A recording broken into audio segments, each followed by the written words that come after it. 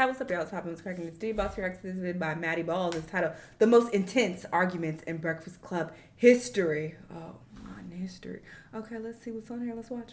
The Breakfast Club is one of the most arguing with each iconic radio other shows in guests? hip-hop, and they have interviewed a ton of huge artists. But these interviews don't always go well. From heated arguments and guests crying to people straight up leaving, these are the most intense moments in Breakfast Club history. Starting off with the Beanie Sigel interview. Charlamagne the God, DJ Envy, and Angela Yee have interviewed tons of people over the Breakfast Club's 15-year run. And while there are a bunch of classic interviews which highlight the show's good side, there are quite a few heated moments that have taken place on the show as well. And Charlamagne in particular is known for pushing the guest buttons. So a perfect example to start with is the 2016 Beanie Sigel interview. Beanie Sigel is most known for his early connections with Rockefeller Records. Overall, he's pretty well liked in the industry and is even credited for giving Ye the nickname Yeezy. Before this interview, there was a little bit of tension because Charlamagne had made some comments about Beanie Sigel and Meek Mill's beef, suggesting that Beans was wishy-washy. So from the start of the show, Charlamagne jumped right into it, addressing the tension. Now, we've had some opinions about each other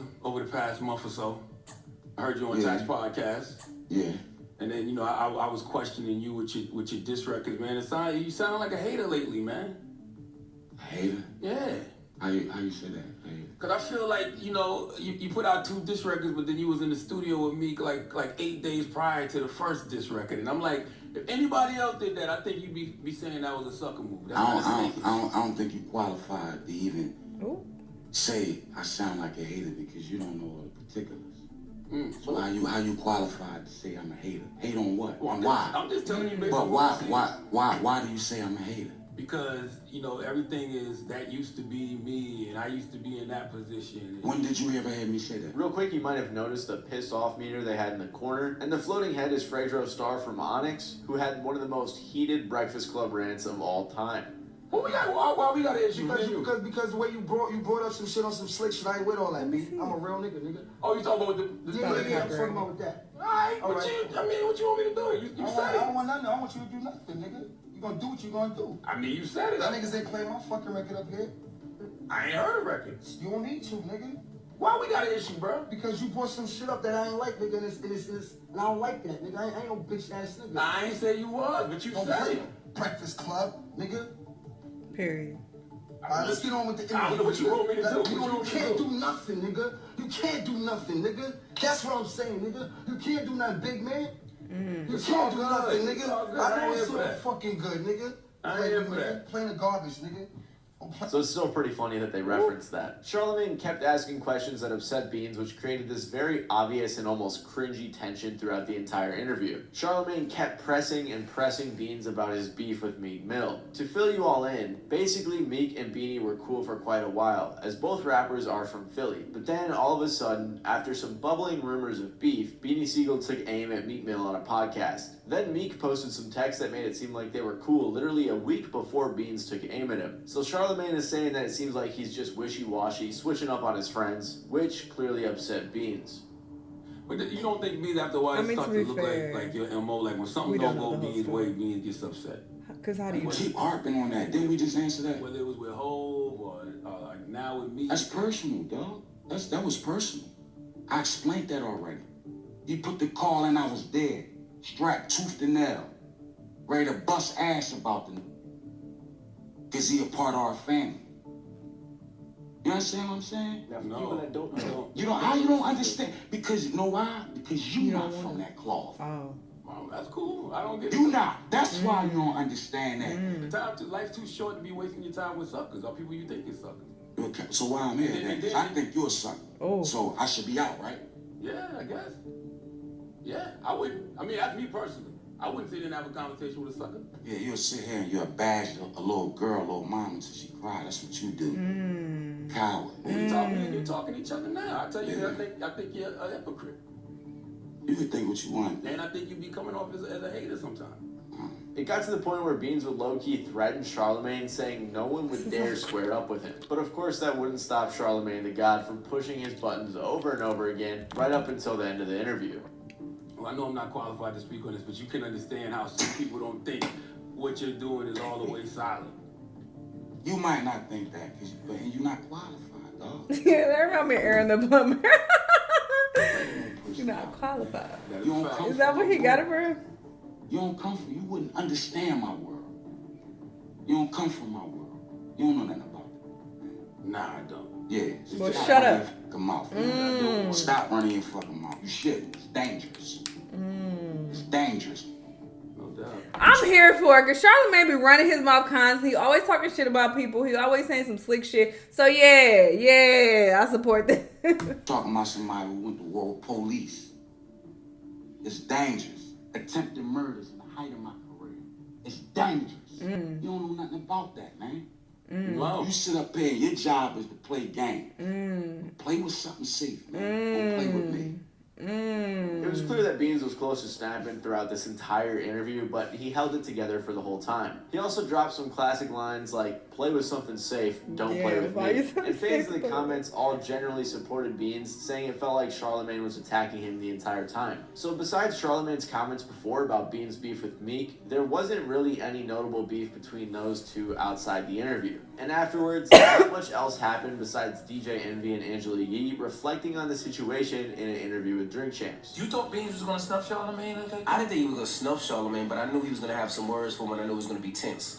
See, one thing about Beans is Beans is back in the day he probably would have swung on Charlamagne, but now Beans is a businessman. Right. He knows what his beef has gotten him. I mean, because you got kids that didn't know who Beanie Sigel was, but now they know who Beanie is. So now he knows he has to deliver music. So he's gonna play up. He's gonna do what he has to say. So I knew he wouldn't necessarily swing, but I did know that it was gonna get to it. Like it was gonna get 10. But like I said earlier, Charlamagne beefing with his guest is not a one-off occasion. And another iconic one was his beef with Birdman. If you don't know much about Birdman, he's a rapper and co-founder of Cash Money Records who helped develop artists like Lil Wayne, Drake, and Nicki Minaj. And like Charlamagne, Birdman is also no stranger to beef. So this combo created one of the most iconic interviews in Breakfast Club history. Yes, sir. I want to start this shit off straight, telling all three of y'all stop playing with my name. Let's go on there. Let's go. Stop playing with my fucking name. Let's go. Let's do it on camera. Stop playing with my name. Let's go right on there.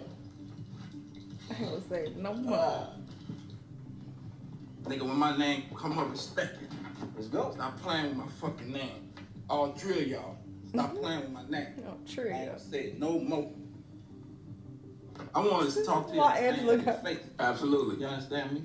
I knew a few places you was at. I could have pulled up, but I don't think that was gangster. I got a little head is like, it's starting to bobble. Come look in your face like a man. On the Tell you minute. how I feel. Okay. You understand me? Straight up like a man. So what's the issue? Ain't no issue. If it was an issue, you'll feel me. I just come to let y'all know, stop, put some respect on my name. You understand me? When y'all saying my name, put some respect on it. Did you pull up on Ross that way or Trick Daddy? And I'm pulling up on you, nigga. Yeah. I'm the radio guy. Why pull up on the radio guy? Don't act tough with the radio guy. I hear you, my nigga. Y'all finished or y'all done? I ain't got no more talking. That's right. Alright. See you later, nigga.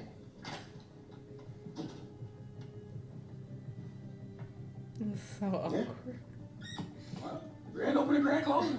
The interview lasted around 2 minutes and was one of the shortest interviews the Breakfast Club has ever had. And while everyone was laughing at the interview, some people were also super confused why Birdman came in so hot, since he usually doesn't even do interviews. And it turns out that Charlamagne had been talking pretty bad about Birdman through the years, especially about how the label owner underpaid his artists and him kissing Lil Wayne. Shortly after this interview went super viral and everyone started weighing in on it, giving their opinions, including Birdman himself. And I felt it was time for me to go sit down and see this man. I think for a few years he's been just slandering my name, just playing with my name and not respecting me. To me as a man, it was deeper than music to me. So I just wanted to go up there and see what's happening, man. Put some respect on my name, straight up. In the rest of the interview, Birdman promoted his Put Some Respect on My Name t-shirt and explained that he usually doesn't pay attention to drama, but since Charlamagne had been talking for years, he felt like the confrontation was needed. But his response was mild compared to Young Thug, who decided to hop in and make some threats at our boy Charlamagne. Oh. Charlamagne. How'd you lie? That nigga torture you, boy.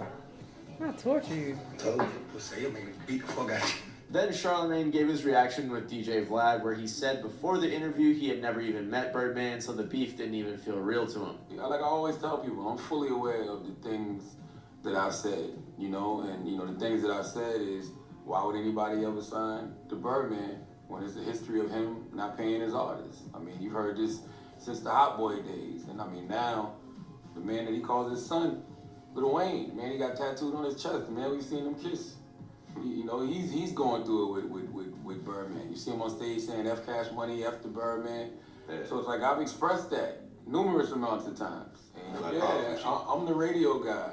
You know what I'm saying? I'm not out here proclaiming to be a thug. I'm not out here proclaiming to be a gangster. I ain't never told you. Can't use that defense, though. It's like, all right, it doesn't matter if you a radio guy or a tough guy or whatever the fuck. You running your mouth, people are going to have something to say at some point. You know, especially when you're so brutal with your comments. Like, it's one thing to talk shit. I talk shit. I make comments about people. But he can be very brutal. Look at what was referenced earlier in the video about how he made Lil Mama cry. Like, that was, you know, a very viral interview as well. And, you know, I felt so bad for her. Like, she's up there crying because he's so harsh and mean with the comments that he's making about her. So, yeah, it's like you can't be like, well, I'm the radio guy. I'm not tough. I'm not tough. Well, it don't matter. You still don't face the consequences of your actions at some point. It's like, all right, tough or not, you running your mouth like you tough, so you don't get bopped. What are you talking about? Somebody pull up on me and, you know, you going to see what's up and what's what, you know. I'm a man at the end of the day. But go pull up on a guy that's being tough with you. Charlamagne then said that Birdman reached out to come back on the Breakfast Club again, but he claims he said no since he felt there was no point after how the first interview went. And since DJ Envy and Birdman are friends, Charlamagne said that shortly after the interview, the two spoke on the phone and cleared the air. But Envy wasn't the only one to squash the beef. Even Charlamagne and Birdman eventually did as well. Birdman is somebody who, me being from the South, you know, he's an OG that I look up to. As far as like what he's built, as far as being a mogul, and you can't deny it. You can't deny what Young Money, Cash Money has done. And my man, Big Bank from the Big Facts podcast, he put us on the phone one time together, and I was able to tell him that, you know, and it was just mutual respect, you know. So that was a fulfilling conversation. And ironically, this phone call ended up being longer than the actual interview. And while Charlamagne's been the main reason for the issues so far, and DJ Envy is usually catching some strays, in the interview with Desus and Mero, DJ Envy was actually the one who started the beef. Desus and Mero are a pair of comedians who got popular with their podcast Bodega Boys, which got them an even bigger late-night talk show called Desus and Mero. Then they decided to go on the Breakfast Club in 2018. DJ Envy, who always introduces the guest, opened up by calling the two dickhead and pussy out of nowhere. Envy said the two owe his wife an apology because they made a joke that she was only there for Envy's money. This is because Envy and his wife had a cheating scandal, and they discussed it on a TV show. Desus and Mero reacted to the clip on their show and cracked some jokes, which clearly upset Envy. Envy even had the clip loaded up for the show and cracked some jokes. You are vicious. I'll lick your ears. I'm so...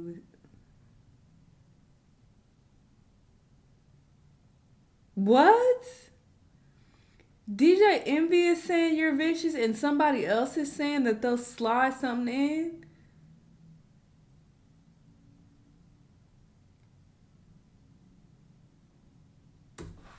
I need context. Envy and Mero reacted to the clip on their show and cracked some what jokes, in Envy? which clearly upset They're Envy. sliding something in Envy Envy? had the clip loaded up for the interview. Everything was fantastic. He was a wonderful father. He never failed at that. I really didn't see any red signs. He was like, damn, you lying as hell. You lying like a motherfucker for me. I appreciate you, queen. Any red signs. Wow. And when I found out, I hired a divorce attorney. Wow. I even began to prep my kids. And how do you prep your kid? Your daddy ain't shit.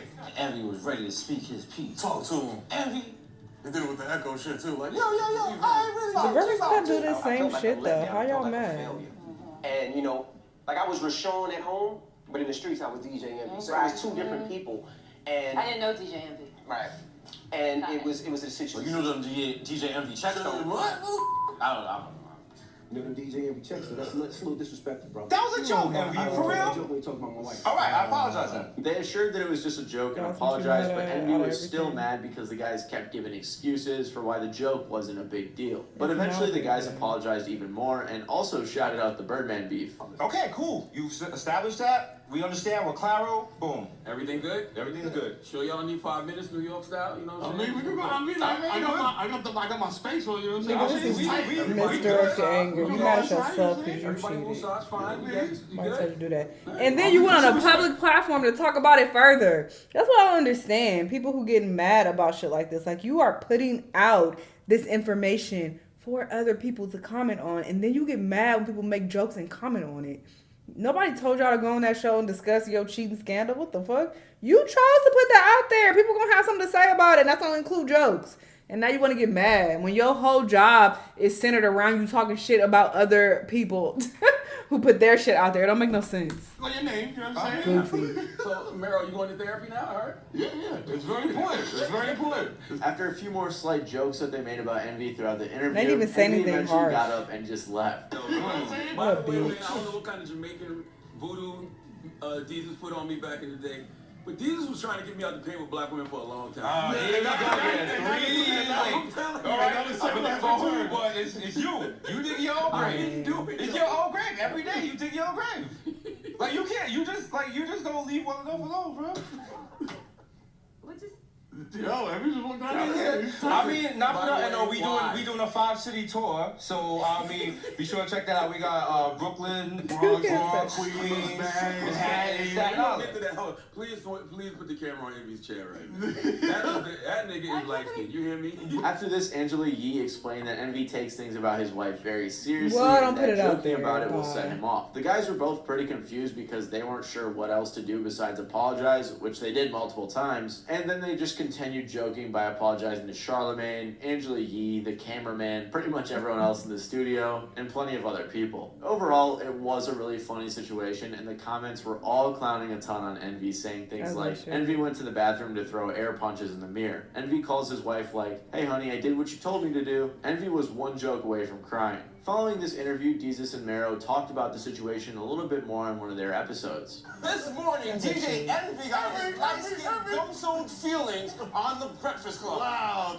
About you being on a show with your wife discussing why, I don't gotta say it, y'all know why y'all was there. You know what I'm saying? Okay, we made a joke about that. And you getting mad at me? Right. They rewatched the clip and doubled down, going at how soft DJ Envy's response came off. The comments continued to on Envy as well, saying he definitely practiced that confrontation in the mirror a bunch of times. People also pointed out that Envy was being a little bit hypocritical because he was getting mad at the guys and telling them to respect his wife because of a joke when he was the one that cheated on her. Charlamagne took DJ Envy to what Charlamagne deemed the Breakfast Club court, where he accepted the apology and gave context as to why he walked out. Breakfast Club court. Now, don't get it twisted. I do accept the apology because when he apologized, he sounded sincere, like he really didn't know, and he apologized and they understood.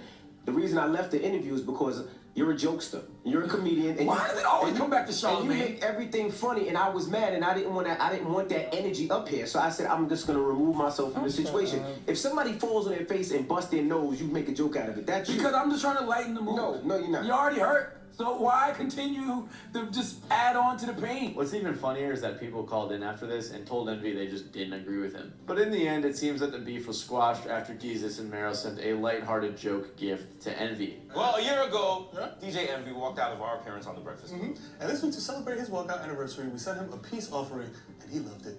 Shout out to Desus and Mero. They sent me a gift last week, man. Oh, what they sent you? You didn't tell us that. Jesus and Mero. They sent me a gift last week, man. What they send you? We got an edible arrangement that said happy anniversary from Dickhead and Pussy. Envy's wife even addressed the situation when she went on the Breakfast Club. And while Desus and Mero had a much funnier incident, Lil Mama's interview would become so infamous and such a bad look for the Breakfast Club that many people in this video actually referenced it. Lil Mama's a successful rapper and actor, but you might remember her from how Jay-Z's 2009 VMA performance ended when she just invited herself up on stage. She was 20 at the time that this happened and still went on to have a long and successful career, but this incident definitely had a bit of negative impact. 2 years after the VMAs and a break from music, Lil Mama appeared on the Breakfast Club to explain the situation. Special guest in the building? I can't believe this. What? I honestly can't believe that she showed up. It's poppin', Lil Mama. Now, Lil Mama, you know we give it to you hard on this show. Already? You know, one of my nicknames for you is the voice of the young struggle face. What? It's because you're young, but you have an old face. Like how Drake says, you know, I'm really too young to be looking this old. Like, nah, to be feeling this old. I got an old soul, but I feel like people tell me I look 12, 13. They tell me I'm sexy. I've heard. Everybody in this room has heard. Everybody says, okay, Lil Mama got to be like 30 something. She lied about her age, right? Yeah, I don't think it's necessarily true that they focus on one female at a time. I just think it's one female right now that people actually care about. That's popular. That has generated interest. Like, I mean, you've only got one album. Voice of the Young People. One single that people remember. Lip Gloss was popping. But You're right. Since then, you haven't done anything. But and she was being so polite. Like, she wasn't even saying anything back. I think that's what also made it super hard to watch, because he's like insulting her over and over again, and she's not even like clapping back at all. So it's like, why are you constantly just punching on this young woman who's coming on your show? Like, it was just terrible. Usual came in hot as hell. Charlamagne, for whatever reason, was just roasting her, calling her old, implying she was ugly, and just making fun of her career. And then they eventually got to the elephant in the room, which was the VMA situation. Now let's talk about Lil Mama's biggest thing in her life. Not the album. Biggest thing in her life is crazy. Not the TV show. Yes. Standing on stage with Jay-Z. Envy, stop trying to come from my neck talking about the biggest thing. That was the biggest thing. White people who don't know who Lil Mama is, Asian people who don't know who Lil Mama is, people over right now in Africa who might not know who Lil Mama is, say, who the hell is that girl standing next to Alicia Keys and Jay-Z? That's when I realized that you were delusional as hell. Because what made you feel like you could get up and go on stage with Alicia Keys and Jay-Z? Lil Mama tried to explain that it was just her showing love, but it got poorly received. And then Charlamagne just started making fun of her again. And Jay-Z was like, who is this young man trying to get on stage?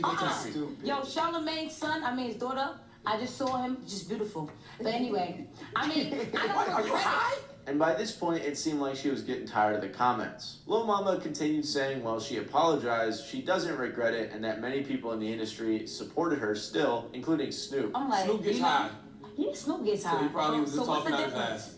So what about if Snoop was right here right now? What would you say? I would say, Snoop, you really want to do a track with Lil Mama? It's already done. Oh, you did a track with her? Yeah, what are you saying? Wow. But yeah. Shut it up, Charlamagne. Shut up, Charlamagne. Yeah. Listen, are the rumors true? No, he's ahead of himself. Are the rumors true about Keisha Cole shooting a biopic and you're going to play a young Frankie? You know what? I saw your little video. You're a mess. You need to stop.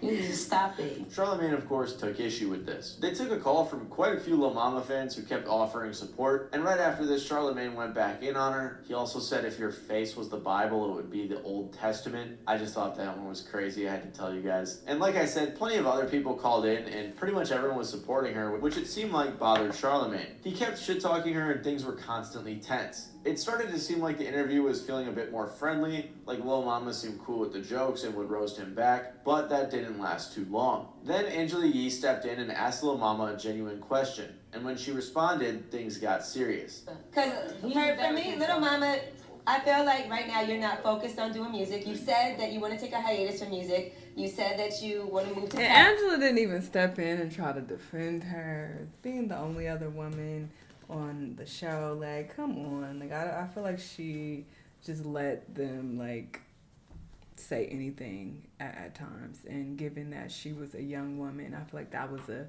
opportune moment for Angela to step in and be like, chill, Charlamagne, you know? And all these different things, which leads me to believe that music is not your focus right now. Yeah. So, if it was your focus, maybe you would be out there promoting. Listen, okay? I've taken a step away from music already. I'm getting back into the music now. Okay, so that's the plan. For itself. I'm not here to say what I'm gonna do. When I was 17 years old, I put out an album while my mother was dying of cancer. That right there alone is a struggle. That's hard. Right. That's tough for anybody. But my music will speak for itself. My actions will speak for itself. I know she mentioned her mom there, and maybe some people will be like, well, no, she's crying because, you know, she mentioned her mom. I'm not saying that you still can't get emotional, but she was talking about something. I don't even reference that because there's no time limit on when you can be emotional about anyone passing, obviously, but it's clear that that was weighing on her, all of the jokes and the negative comments being said about her, and maybe all of that combined with her thinking about her mom is what brought her to tears. My mother will be proud. My father will be proud. At the end of the day, and nobody can stop me. Period. She went on a rant pointing out the hypocrisy of Charlamagne not being supportive and how the show is putting artists down. I think Charlamagne caught the vibe because the jokes kind of stopped and he switched to a more serious note, and DJ Envy tried to end the interview on a high note. A lot of people tried to blame her crying on Charlamagne for bullying her the whole time, which definitely makes sense, but I mean, she kind of started after Angela Yee brought up her mom, so when I watched it the first time, that's what I thought it was. But regardless, this interview caught... And you even pointed out that she then went on to talk about how Charlamagne puts people down. So obviously that played into it. Like, let's use common sense. So many fans to be upset at Charlamagne for being so rude to a 20-year-old girl, which definitely makes sense. Around 5 years later, Lil Mama reappeared on The Breakfast Club with the tension being broken down immediately. This club, we got a special guest in the building. She's returned to the scene of the crime. Lil Mama! Lil Mama's in the What up, building. Lil Mama? What's up, y'all? Now let's clear it up. Last time you was here. Why you gonna use that? He's so upset. Because everybody thinks Charlamagne's a bully. Yes. He is a bully. Yeah, Charlamagne, you're a bully. I didn't make you cry, right? No, not technically, no. No, it wasn't you. You know who it was? It was Angelique, because I did see the interview where you said, you know, it was Angelique, and then I watched it back. She don't want to admit it. And she even said, not technically. Like, for you to even say that, then it's like, come on. I think maybe her pride doesn't want her to admit that that's what made her cry, because, you know, you don't want to seem weak. So I feel like that has a lot to do with it as well, because if it had nothing to do with Charlamagne whatsoever, you wouldn't even said, oh, not technically. I'd be like, no, it was because, you know, it was everything. Like I said, wait, it was Angela. I got it. What is it? No, I'm playing. So she made it clear that while Charlamagne did bug her a bit, she was mostly upset about her mom. Charlamagne was right back on the jokes, though. Then the whole crew tried to get Charlamagne to apologize, but I'm sure you guys can guess that didn't happen. I think it's a good time for Charlamagne to apologize. Yeah, that interview. Hold on, wait, let me. I got a cute. You should probably. Because you were very mean. I gotta look cute when I accept my apology. And you do look cute.